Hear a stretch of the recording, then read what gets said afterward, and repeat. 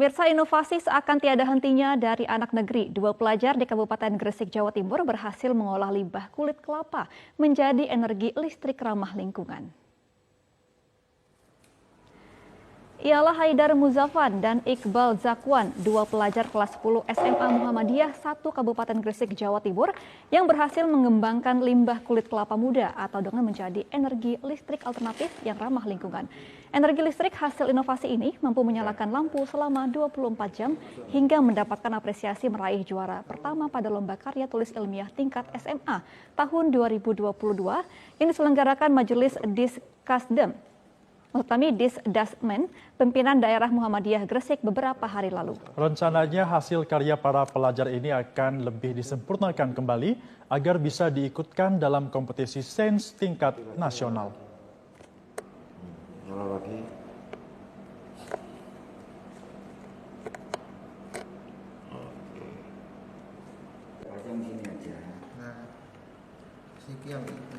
Dan pemirsa, untuk mengetahui seperti apa inovasi ubah limbah jadi energi listrik, kita sudah terhubung dengan Iqbal Zakwan dan Kepala Sekolah SMA Muhammadiyah 1 Gresik, Ainul Mutakin. Selamat siang Iqbal dan juga Pak Mutakin, bisa diceritakan bagaimana awalnya mengolah limbah untuk menjadi energi listrik? Baik, siang. Di sini saya Iqbal Zakwan. Jadi inovasi kita itu bermula dari kondisi masyarakat di Gresik. Jadi kita kan berdomisili di Gresik. Nah, setelah itu kita melihat banyaknya produksi kulit kelapa atau banyak produksi tegan dan limbah yang dihasilkan, yaitu kulit kelapa. Nah, kita lanjutkan menelusuri tentang kandungan dari kulit kelapa, di mana kandungan kulit kelapa tersebut ada yang berpotensi menjadi cikal bakal keasaman yang akan bisa mengantarkan listrik. Nah, kami melakukan penelitian ini dengan tujuan mengurangi limbah dan juga menciptakan energi listrik alternatif terbarukan. Baik, nah Iqbal, sampai inovasi ini terbentuk, proses risetnya seperti apa sih? Dan ada kendala nggak sih selama bikin karyanya ini? Kalau dibilang kendala, alhamdulillah di sini tidak ada kendala. Akan tetapi prosesnya yang memerlukan hampir kurang lebih 3 bulan. Karena proses tersebut dihasilkan melalui proses fermentasi dan juga penelitian-penelitian yang lainnya. Untuk bahannya juga kan banyak yang di sekitar kita.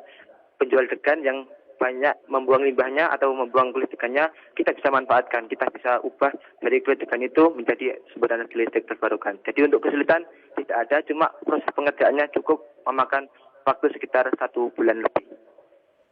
Nah, inovasi yang sudah Iqbal lakukan ini ternyata juga sudah meraih juara dalam lomba karya tulis ilmiah.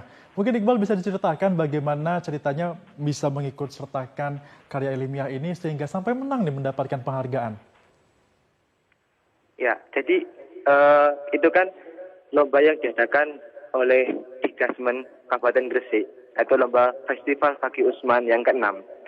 Nah, di lomba tersebut ada cabang lomba yang namanya Karya Ilmiah Remaja atau KIR atau KTI. Nah, di KTI tersebut kita mengangkat tema potensi kulit degan sebagai sumber energi listrik alternatif terbarukan demi menyongsong Sustainable Development Goals SDGs 2030. Nah, di antara 17 poin yang tercantum di SDGs tersebut, ada poin tentang sumber energi listrik alternatif terbarukan. Nah, di SDGs tersebut kita juga memiliki inovasi. Bagaimana caranya kita menciptakan sumber energi listrik alternatif terbarukan dengan memanfaatkan limbah yang ada di sekitar kita. Akhirnya kita mencoba mengangkat kulit degan. Nah, setelah itu kita diberitahu oleh guru dari SMA Muhammadiyah 1 Gresik bahwa ada ajang lomba ajang lomba Festival Fakih Usman yang diadakan oleh Diskasmen Gresik. Nah, saya bersama rekan saya Haidar Muzafan mencoba mengikutkan bersama pendamping Bapak Muhammad Bakir mencoba mengikutkan lomba atau inovasi ini ke dalam lomba tersebut. Baik, berarti inisiatif sendiri ya Iqbal ya. Nah, kita akan bertanya nih kepada Bapak Ya, Ainul Mutakin selaku Kepala Sekolah SMA Muhammadiyah 1 Gresik. Pak, ini kan anaknya sudah berprestasi nih Pak, bisa meraih penghargaan di karya tulis ilmiah. Nah, Bapak sendiri tanggapannya sebagai Kepala Sekolah seperti apa sih Pak? Dan ada dukungan nggak sih yang diberikan oleh pihak sekolah? Baik, terima kasih Mbak. Tentu kami atau saya secara pribadi maupun kelembagaan cukup bangga dengan raihan prestasi anak-anak kami. Ini adalah bagian dari proses yang sudah kami lakukan di sekolah. Ya, di sekolah yang memang kita budayakan berbasis research. Riset itu adalah base-nya adalah pada kegiatan belajar project. Itu mulanya, sehingga budaya-budaya research, budaya untuk melakukan kegiatan-kegiatan karya tulis itu sudah dibudayakan di sekolah kami. Nah, tentu kami karena sudah menjadi bagian dari budaya sekolah, bagian dari program sekolah, tentu kami sangat mendukung.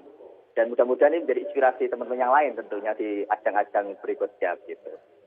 Ya, Pak Mutakin, ini saya dengar-dengar ajang yang akan diikuti akan lebih meningkat dan rencananya akan ikut ke ajang tingkat nasional. Bagaimana Pak ini? Apakah akan dikembangkan lagi dan sekolah bagaimana akan melakukan persiapan menjelang kompetisi di ajang nasional ini?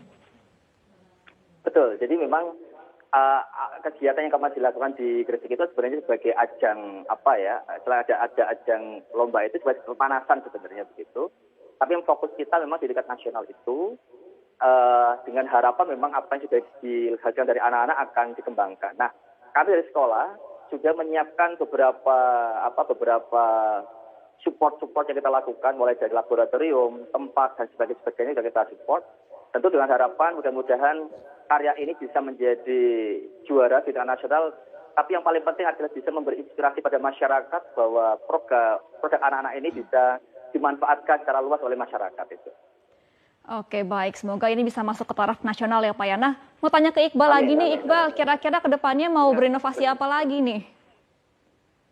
Kalau dibilang inovasi itu, kita lebih ke mengembangkan apa yang kita sudah temukan. Jadi, langkah lebih baiknya ketika inovasi yang kita temukan ini, yaitu kue tegan ini bisa dikembangkan lebih lanjut, supaya nantinya bisa diterapkan di masyarakat.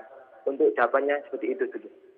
Ya, Iqbal, kalau kita lihat juga kan begitu semangat, begitu confidence juga melihat rasa percaya dirinya ini sangat bagus sekali. Ada nggak sih Iqbal kendala-kendala dalam proses penelitian yang dilakukan? Kalau kendala, alhamdulillah karena dibantu oleh Allah SWT dan juga pembimbing, jadi alhamdulillah kita tidak menemui kendala sedikit pun.